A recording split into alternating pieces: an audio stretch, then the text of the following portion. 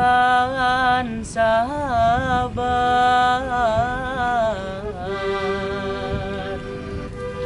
yang boleh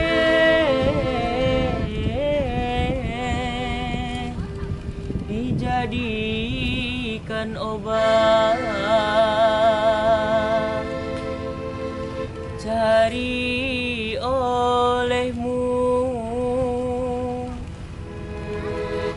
akan guru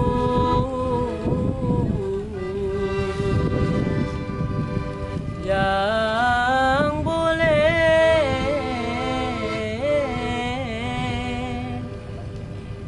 tahukan tiap seteru.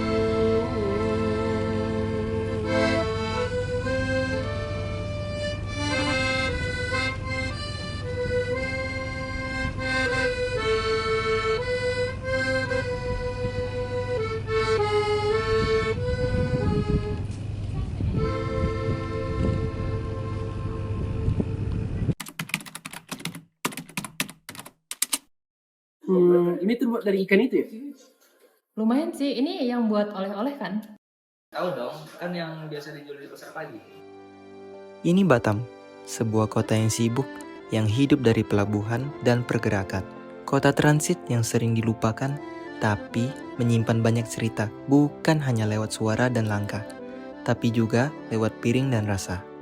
Disinilah otak-otak bukan sekedar makanan, melainkan bagian dari ingatan lokal dan identitas. Dari tangan-tangan pekerja, dari tawa di pasar pagi, dari rasa yang tumbuh dari laut dan tanah. Di balik gedung, pelabuhan, dan geliat industri, Batam juga bicara lewat piring dan rasa. Di balik semua hiruk pikuk kota ini, ada sejarah yang tak kalah penting untuk diceritakan. Sejarah yang menghubungkan masa lalu dengan masa kini. Dan Batam, sebagai bagian dari Kepulauan Riau pun, menyimpan cerita yang kaya akan tradisi dan perubahan. Tahu? Tahu? Tahu? Tahu?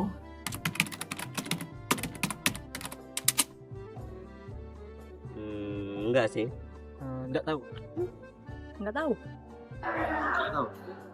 Enggak tahu.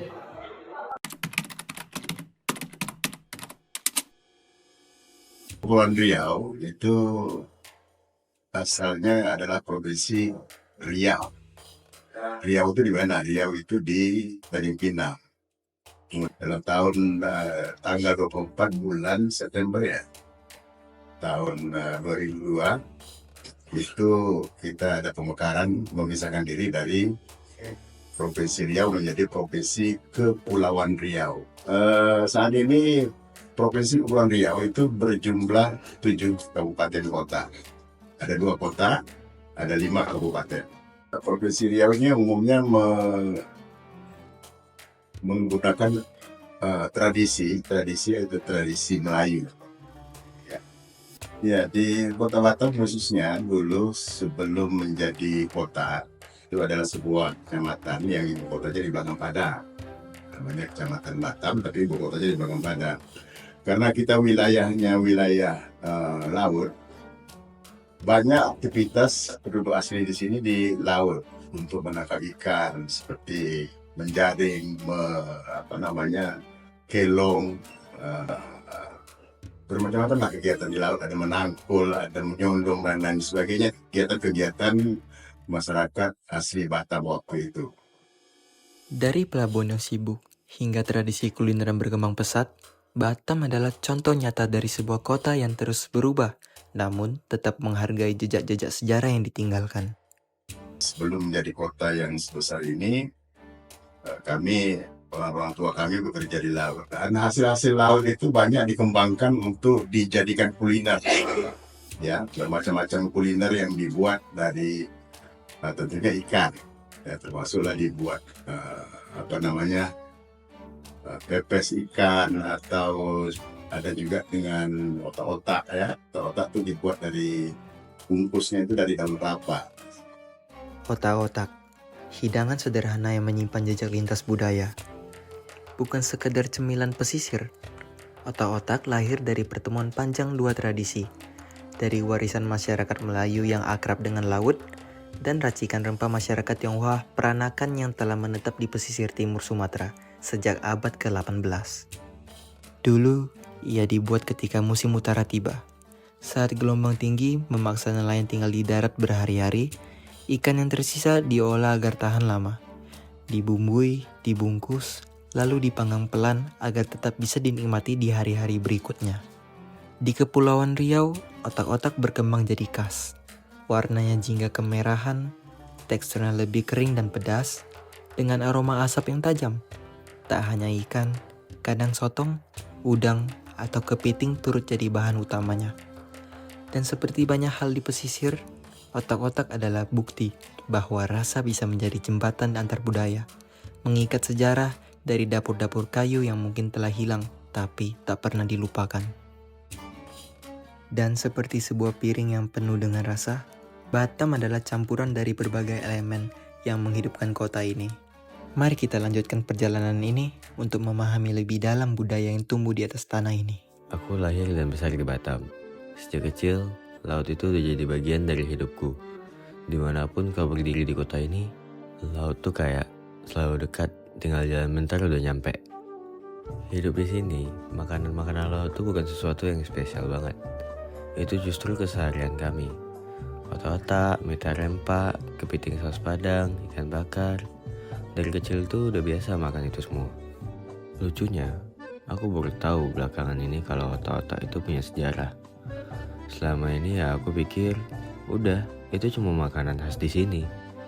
Soalnya saking biasanya jadi nggak pernah dipikirin asal-usulnya. Intinya, setiap rasa itu membawa cerita. Dari laut, dari keluarga, dari momen-momen kecil di meja makan yang dulu rame banget. Laut di sini tuh lebih dari sekedar pemandangan. Dia sumber segalanya. Dan makanan, mungkin itu cara paling sederhana kita buat bilang makasih. Meskipun sering nggak kepikiran. Dulu, semua dimulai dari dapur kecil dengan tangan dan rasa sebagai alat utama. Tak banyak yang berubah, kecuali waktu yang membuat mereka bergerak lebih cepat tanpa kehilangan jejak rasa. Dulu saya iseng-iseng buat, akhirnya banyak yang suka pesen. Dibuat dari ikan segar pilihan dan bumbu khas keluarga, proses pembuatan otak-otak adalah perpaduan antara rasa dan tradisi. Resepnya ya sederhana aja. Pertama ikan digiring, lalu dimasukin bumbu-bumbu kayak lada, santan, telur, tepung tapioka biar padat. Baru dibungkus, dibakar deh. Tangan-tangan itu lihai meracik rasa. Tapi sejarah di baliknya perlahan menguap bersama asap yang hilang tertiup angin. Ketika resep terus hidup, apakah cerita di baliknya juga ikut terjaga? Tidak semua warisan datang dari garis darah. Sebagian hadir dari kebiasaan yang dipertahankan, dari resep yang tidak tercatat, tapi tetap hidup lewat rasa dan ingatan. Di dunia yang terus berubah, ada yang tetap bertahan. Aroma ikan bakar, rasa pedas yang menempel di lidah, dan daun pisang hangus yang menyimpan cerita. Otak-otak bukan hanya soal makanan, ia adalah kisah tentang tangan-tangan yang tak pernah lelah, tentang dapur yang terus menyala meski hari berganti, dan tentang cinta yang diam-diam diwariskan lewat rasa.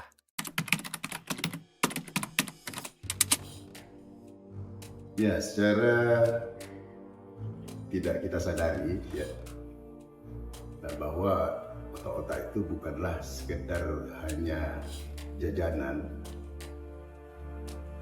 tapi merupakan kreativitas bagi masyarakat.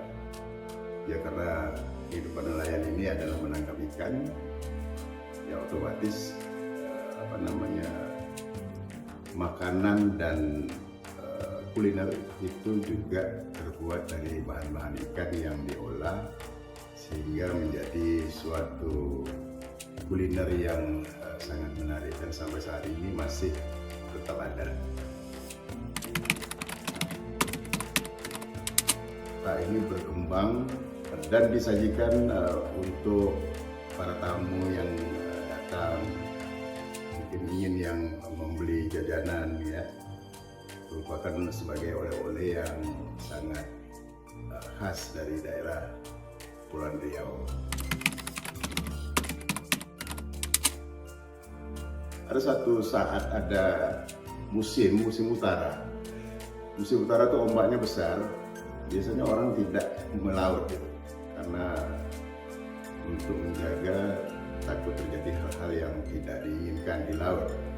Jadi makanya itu dia biasanya masyarakatnya mengurusi perkebunannya, kebun-kebun yang ada di masing-masing keluarga gitu ya. Biasanya kebunnya itu kebun kelapa. Kebun kelapa yang ditanam itu diurus, biasanya dibersihkan dan rumput-rumputnya itu dicabut untuk mengisi waktu kosong musim utara itu. Dan ikan-ikan yang ada itu juga dibuatlah macam-macam penganan gitu ya, makanan dari laut.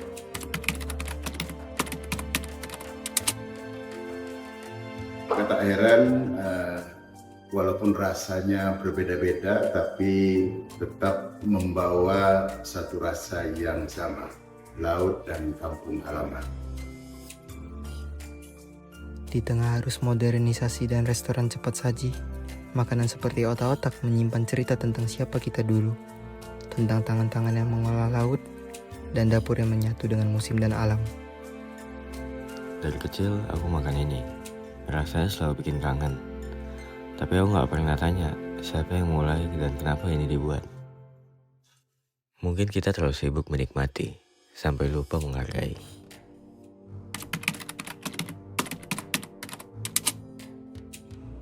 Yang nyaris padam bukan hanya api, tapi cerita yang tak sempat diwariskan.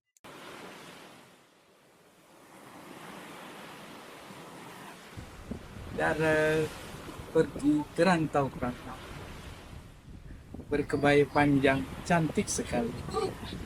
Apa tanda negeri bermartabat, budaya bangsa dijunjung tinggi.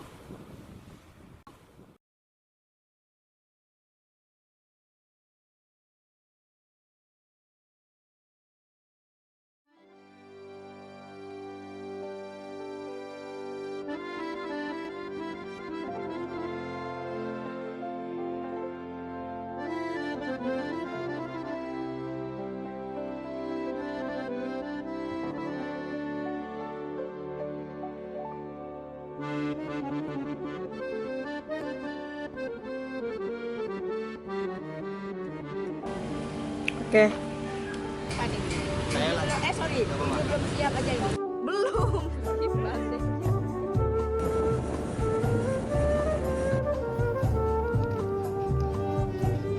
Orang gila tuh. Kamu tahu nggak makanan ini?